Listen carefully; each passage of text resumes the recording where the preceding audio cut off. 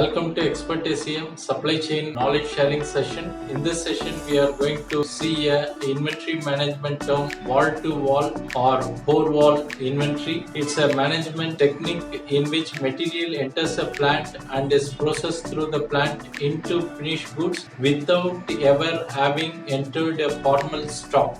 Stock taking or inventory checking or wall-to-wall is also a different process of physical verification of quantities and condition of item held in an inventory or warehouse. This may be done to provide audit of existing stock. It is also the source of stock discrepancy information. Four-wall inventory is the stock contained within a single facility or building. In most warehouses, products move in and out on a regular basis, so the four-wall inventory is constantly changing. Prepare a wall-to-wall inventory count. Steps may include like step 1, post any open inventory journal. Step 2, identify registered receipt. Step 3, review physically reserved inventory transaction. Step 4, look around your space. Step 5, balance your inventory GL accounts. Step 6, freeze transactional areas. So